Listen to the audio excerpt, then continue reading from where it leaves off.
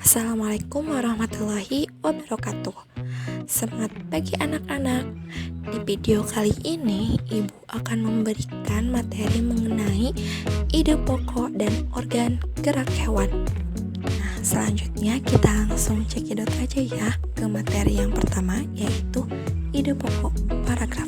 Ide pokok paragraf sendiri merupakan gagasan yang menjadi dasar sebuah paragraf, di mana fungsinya yaitu sebagai dasar pengembangan sebuah paragraf.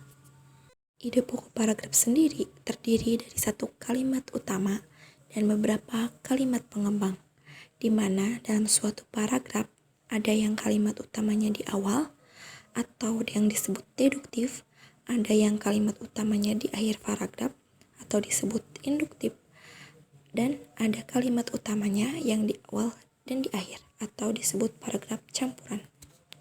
Bagaimana cara menentukan ide pokok dalam suatu paragraf? Nah, yang pertama, kita harus membaca dulu paragraf tersebut. Dan yang kedua, mencari dan menentukan kalimat utama dalam paragraf tersebut. Dan yang terakhir, baru kita akan menentukan ide pokok dalam paragraf tersebut.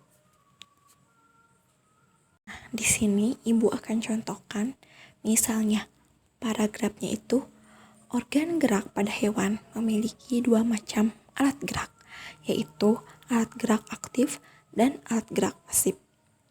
Alat gerak aktif terdiri dari otot-otot, sedangkan alat gerak pasif yaitu tulang.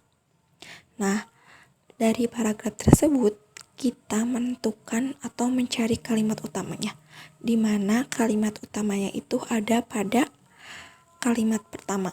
Nah, organ gerak pada hewan memiliki dua macam alat gerak, yaitu alat gerak aktif dan alat gerak pasif. Nah, setelah kita menentukan kalimat utama pada paragraf tersebut, kita dapat menentukan ide pokoknya, yaitu organ gerak pada hewan ada alat gerak aktif dan ada alat gerak pasif.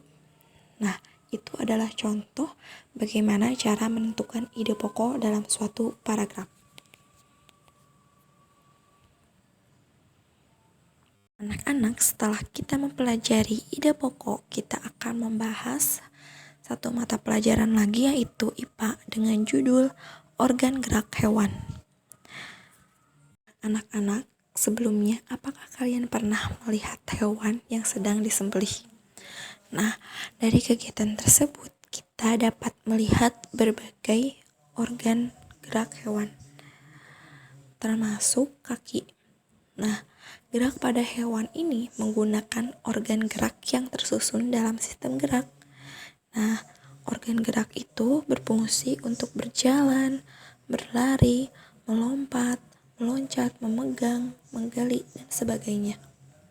Alat gerak hewan sendiri sama seperti manusia, ada dua macam, yaitu alat gerak pasif berupa tulang dan alat gerak aktif berupa otot.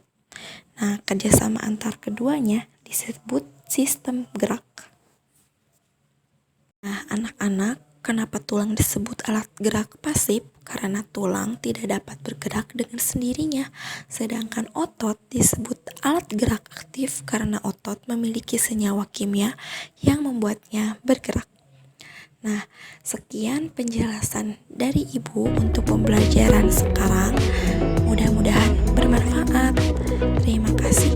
Wassalamualaikum warahmatullahi wabarakatuh.